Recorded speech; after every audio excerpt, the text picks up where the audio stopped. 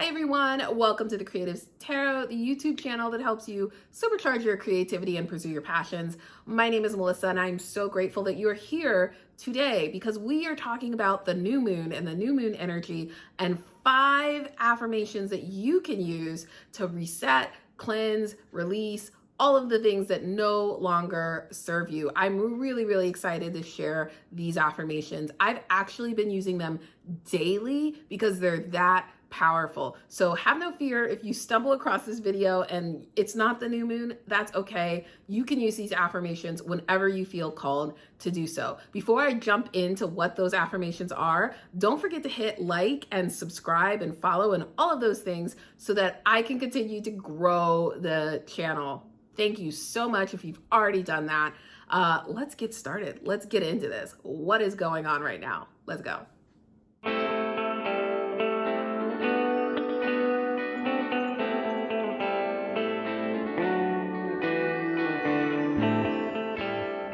So what are the 5 affirmations? Well, I actually have them written right here in my own personal journal.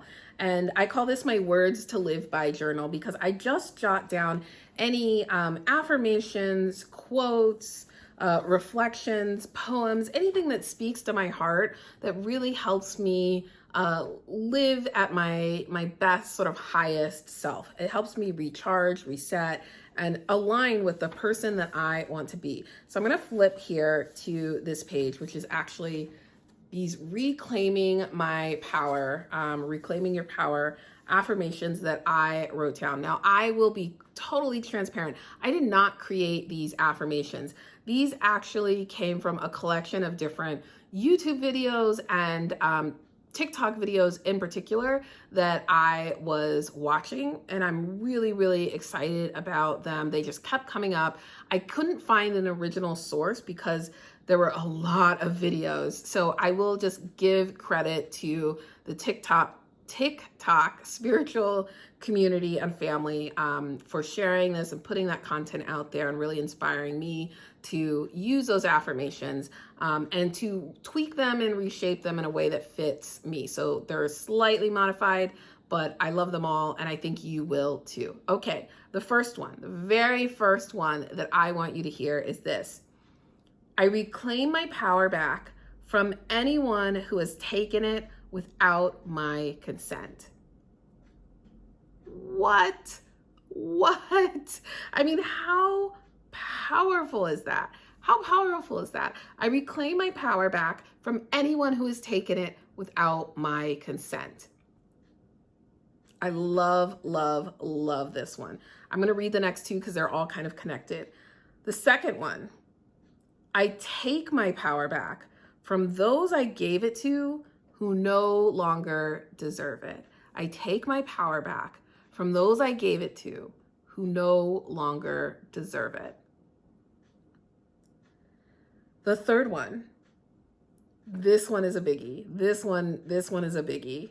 The third one, I am calling all of my power back from every single being and entity and corporation that has ever taken something from me.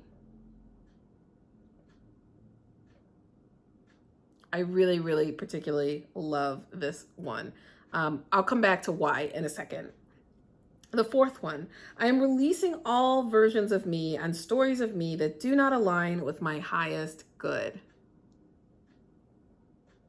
And lastly, the fifth one, I forgive myself. Okay, that was a lot. I hope you pause, scroll back, look at the each one individually, reflect on it individually, jot it down in your journal. They're so powerful. And the power is in saying the words out loud with intention and with meaning, but they are really powerful. Let me talk about why I resonated so much with these particular affirmations and why I've been saying them or feel compelled to say them every single day to sort of reset my energy and realign and reclaim who it is I want to be and how I want to show up in the world. I think there's something in this world, at least for me, but I feel like a lot of women and minorities in particular are taught to be subservient. We're taught to make ourselves small. We're taught to give, give, give. Capitalism teaches us that we are only worth like what we produce, right? And that there is no room or space for resting. There is no room or space for kindness or charity, that like we must be producing, that we must be hoarding materialistic things, that we must be spending money and making money and all of that stuff. And for me, this idea of taking back my power is about like acknowledging that I have the ability to shape and control how I'm seen in the world. I have the ability to control how I love myself, and to prioritize myself over all of the other things, all of the other obligations that other people tell me I should be or how I have to show up. And I think for writers and creatives in particular, this can be really hard. A lot of writers and creatives are empaths. We feel emotions truly very deeply, and that's why we express them creatively. You know, we take all this energy that we're seeing and experiencing and witnessing in the world, and we put it on canvas, we put it on papers, we put it into song, and we share it back out with the world. And we say, hey, like, this is what you're doing. This is how we exist. This is what society looks like. This is what humanity looks like. But it's very taxing on the spirit and on the soul. And so it can be really helpful to just reclaim that power, the power that goes out with your words, with your stories, with your ideas, with your scripts, with your whatever you're working on. It's sometimes helpful to say, like, I know that I feel small right now because I'm dependent on you to say yes to my work. I'm dependent on you to pick up my book. I'm dependent upon you to sign me as a client. I'm dependent upon you to pay my bills or my mortgage, right? But you can take back some of that power. And I guess that's just why I like it, because sometimes we find people taking our power and taking our energy and taking our magic without our consent, and just reclaim it. Just say, like, I reclaim it. This is mine. I can give you something, but it is mine to reclaim. It is mine to own and shape. The second one, about taking your power back from those who no longer deserve it. Wow, this one I like because it's really about relationships, and this idea that, like, you can change your mind. You could misread somebody, a situation or a circumstance, and then you can say, you know what? Like, I thought you were worthy of my love or my affection or my energy or my kindness or my sympathy. And now I realize that, like, no, you were manipulating me or gaslighting me or trying to control me or trying to take advantage of me, because you can, because I'm eager and excited, whether it's a personal relationship or it's being in this really difficult business where it feels very competitive to be creating art right now, to be trying to sell your book or sell your script or make television or, you know, be successful and get heard in the music industry. It feels very, very difficult to do. And you always feel like you're replaceable because there's somebody else waiting in line, ready to jump in and take these abominable conditions, these awful conditions, right? They're willing to accept that crappy treatment. And I feel like this statement reminds me to take charge of my creative career and to be okay with the idea that I can say, you know what, this situation actually isn't working for me. Or, you know what, you're using me and I'm no longer going to allow that to happen. It reminds me to set boundaries. It reminds me to, like, make sure that the energy that I put out there is intentional and purposeful and being used in a way that I agree with and align with. And if it's not, I'm reclaiming it back, right? And I'm giving myself permission and the power to use that, to repurpose that for myself.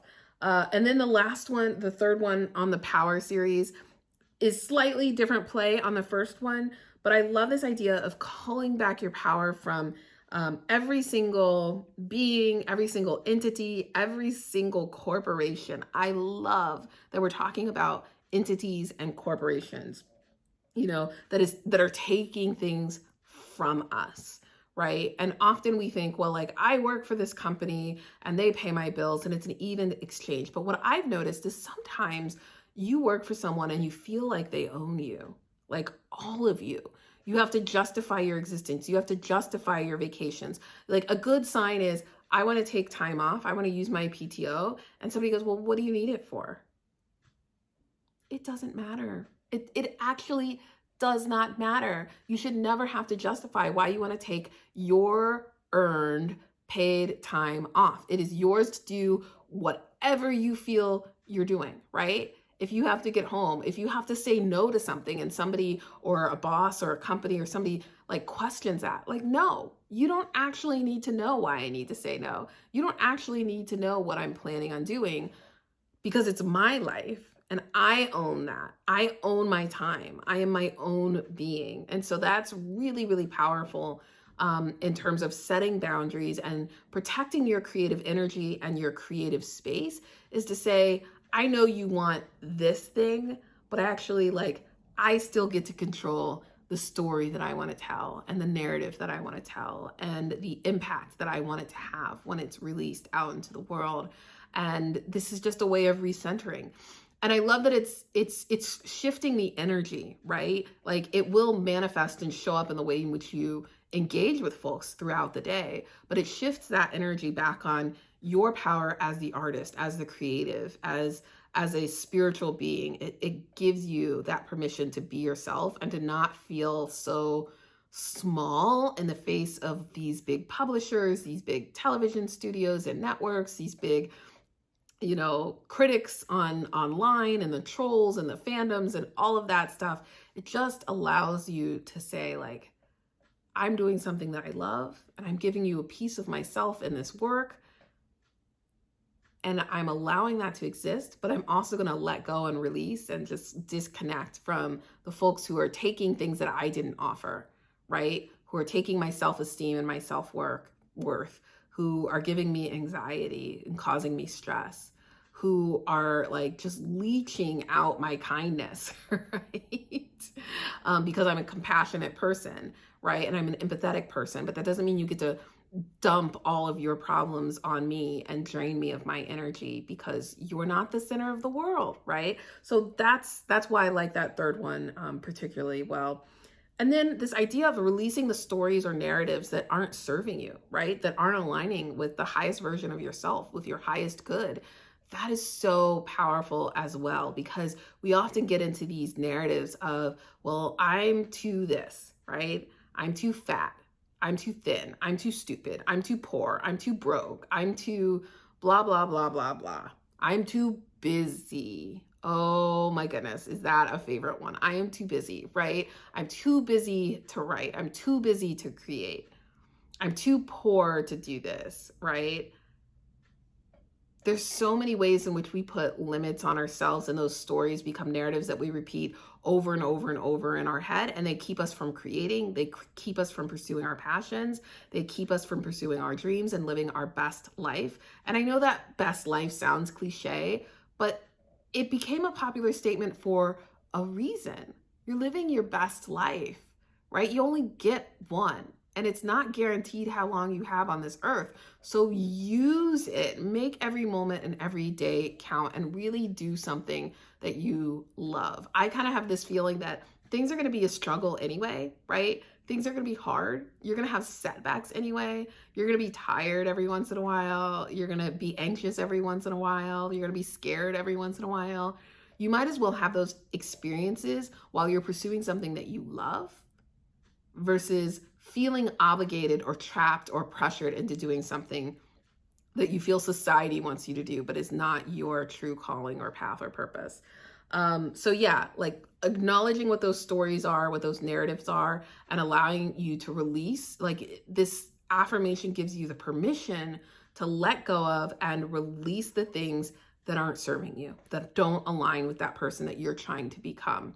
And then ultimately, I think all of this works in a way of forgiving yourself, being kinder to yourself, being gentle to yourself, right? Like, you may realize, oh, I have this really bad behavior. Oh, I have anxiety. Oh, I'm feeling a little bit depressed right now, or I have ADHD. Like, there's so many different ways in which we tell ourselves we're not good. We're not good, or we're not good enough, or we blame ourselves for these things that are not living up to our expectations. And I just want to say, like, I love the statement of I forgive myself, because it's like, hey, maybe I did do this thing. Maybe I did procrastinate, but I don't need to beat my past self up because I procrastinated. Because maybe that procrastination was really fear, or maybe that procrastination was really a deep-seated need for rest. And I'm not going to hate myself or my body or punish myself or my body for needing to rest, for needing to heal, for needing to recover, right? So this statement I love because it reminds me to release anything that I've been holding on to, that I've been beating myself up over, and say, you know what? That was my reality. That was the thing that I needed to do in that moment with the information and knowledge and situation that I was going through. And it's okay. And I forgive myself, and I let go of any grief or shame that might be associated with it. And I move on, right? I move forward. So these are the affirmations. I think they are so incredibly powerful. Let me know which one resonates with you the most, and if you're going to start incorporating any of them into your new moon ritual or other daily affirmation practices. And I will tell you that, like, I've been doing these for about a month now, and I have seen so much growth in my self-care and self-love and confidence, because I need that positive reinforcement at the start of my day to be like, oh no, this is what you're trying to do. So let's set our intentions together. Let's use our affirmations to cleanse and release and reset and recharge. All right. Thank you so much for tuning in. I hope you have a wonderful morning, afternoon, evening, wherever you are, whatever time it is. I hope it is great and that you're making the most of the time that you have. All right. Bye.